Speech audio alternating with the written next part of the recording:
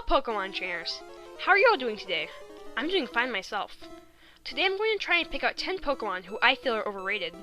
By overrated, I'm talking about Pokemon that get too much hype for what they are, or things the fans and / our Pokemon themselves grant too much attention. Before I decide to go comment on all the reasons why I'm wrong, I want to let you know that these are mainly based upon my opinions and research on how fans react to the Pokemon. I personally love most of these Pokemon, but as I said before, I feel that these Pokemon are blessed with the limelight of the Pokeverse, but taken too far.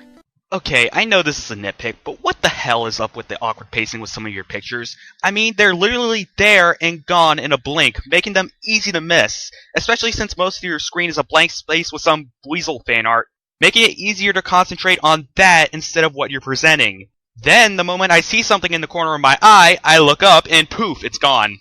My point, slow down and take time with what you're presenting. I mean, don't treat your audience like idiots, but at least give them time to get context and take in what you're presenting.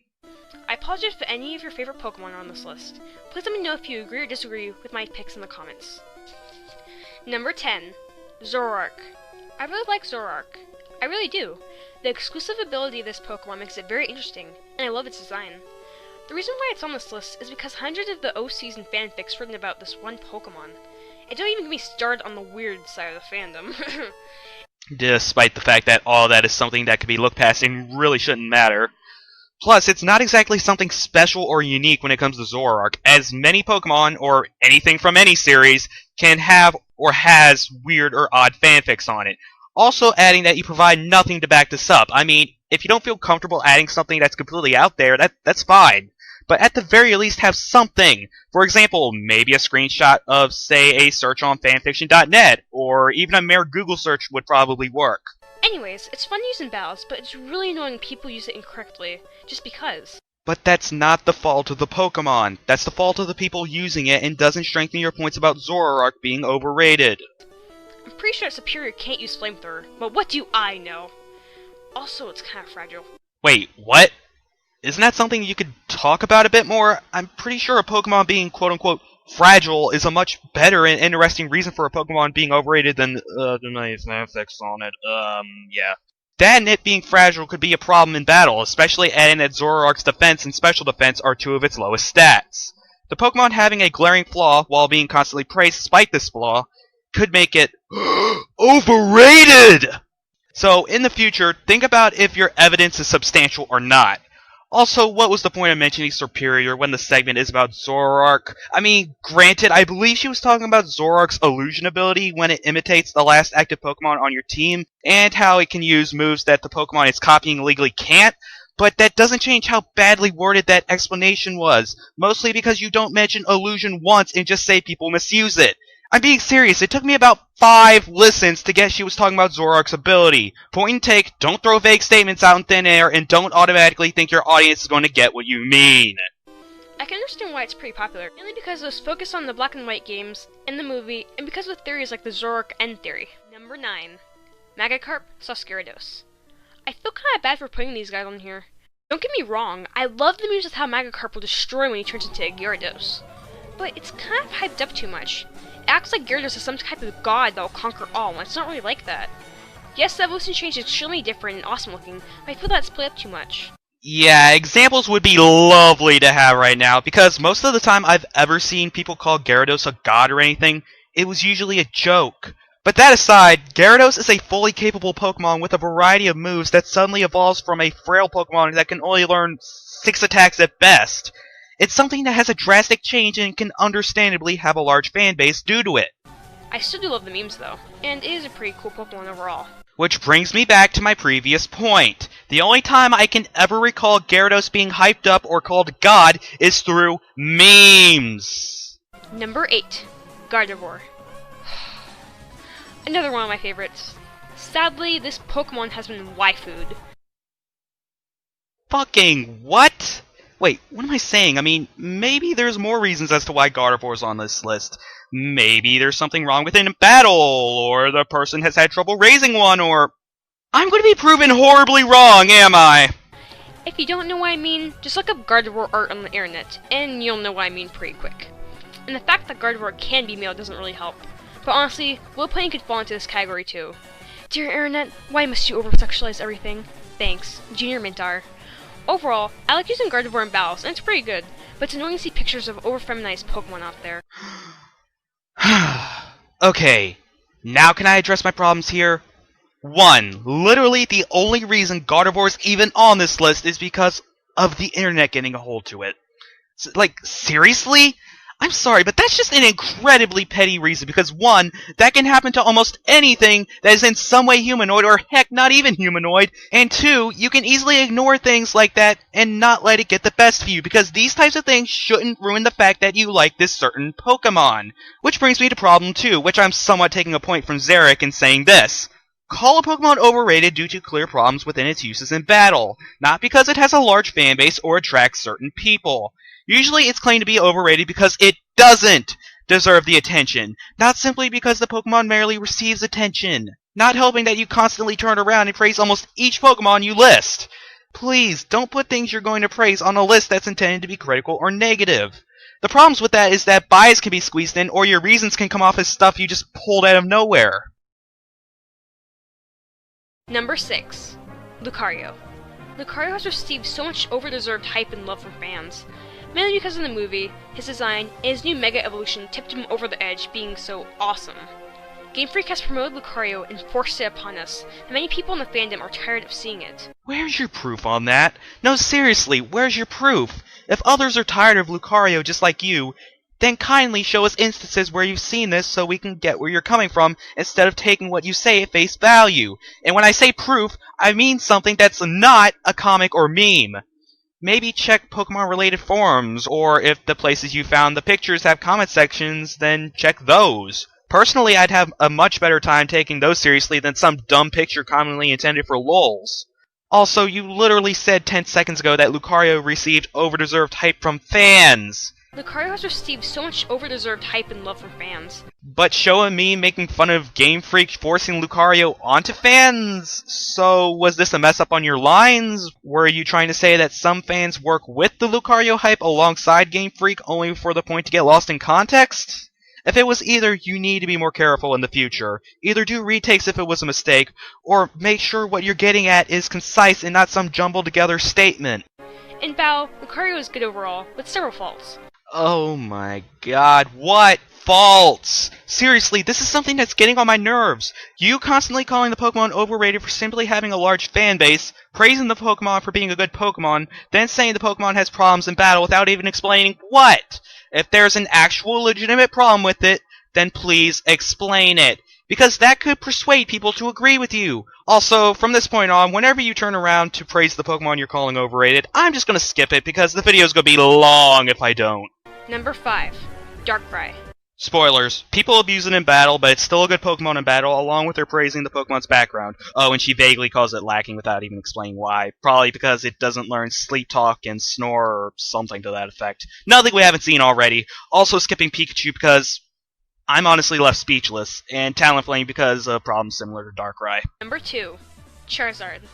Overall, Charizard is pretty weak. Okay.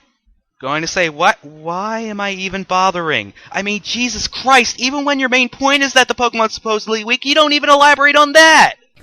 Many people love it so much because it gives them the sweet nostalgia of choosing a Charmander and leaving Bulbasaur to die. I mean what? Getting back on the track, Charizard is greatly loved for being one of the original star Pokemon. Charizard is also one of the 2 Pokemon that has 2 Megas. I can kind of understand why Mewtwo has 2, mainly because it being a legendary and all. But Charizard? Why? You literally just answered why seconds ago. It's a fan favorite and a cherished Pokemon from Gen 1. You know, kinda like Mewtwo, who is not only a legendary, but also a fan favorite. Also like Mewtwo, Charizard's had major appearances in several forms of media, whether it be the anime, spin-off games, as reps in non-Pokemon games, or other forms of entertainment, and is overall one of the most recognized of the original Pokemon. Also add that it was one of the original Pokemon to appear on the main series game's box art, possibly leaving a good impression on those who first saw the game. Also note, box art is a privilege Mewtwo did not have. Now I know someone might say, oh, but Venusaur and Blastoise were on the box art too! yes, they were. However, Charizard is arguably the most recognized out of the original starters, while the other two didn't seem to leave as big of an impact upon the series, or at least as big compared to Charizard, hence why it has these royalties similar to Mewtwo. Oh, and she turns around and praises the Megas and gives a history lesson about Charizard, so next! Now, for number 1, Eevee/the Evolutions. The Evolutions are cool, if I'm being honest. With 8 different versions and typings to evolve into, there's pretty much a choice for everyone. But the fact that Eevee itself is so popular, even has fan clubs for itself. There are so many quizzes, art, pictures, videos, fanfiction, roleplays, OCs, I could go on, just in general things involving Eevee. I'm a Flareon though. It's cool that everyone can choose a favorite, but the amount of merchandise that the Evolutions sell is astonishing. Game Freak overmarkets these Pokemon, mainly because people will buy them. And what? If a Pokemon and or group of Pokemon is famous among its fandom, I'm pretty sure Game Freak is going to meet demands and make several products to meet satisfaction. It's not necessarily Game Freak over-marketing just to do so, it's just that they'll make these products due to the group's popularity, and as you said, people would buy them. Game Freak is a business, and if they notice that something like this would make a good profit, then it's clearly going to have merchandise, much like Charizard. Hey there, Pokemon trainers! Before I begin, there's some things I need to go over. I've remade this video with bare explanations on why the Pokemon are considered overrated. If you watched the previous one, I suggest you still watch this one, because things have changed greatly. Quick note, school has taken over my life, so sorry for the painful lack in videos. Okay, let's get on with the list. I selected these Pokemon based mainly upon how much love is given to the Pokemon by fans and even Pokemon themselves, compared to actually how good they are. The Pokemon featured in this video are selected based upon my own reactions and other fans' reactions to the Pokemon. Disclaimer, I would not hate any of these Pokemon with a passion. I could make a video on that actually. Anyway, on with the video. Number 10, Zoroark.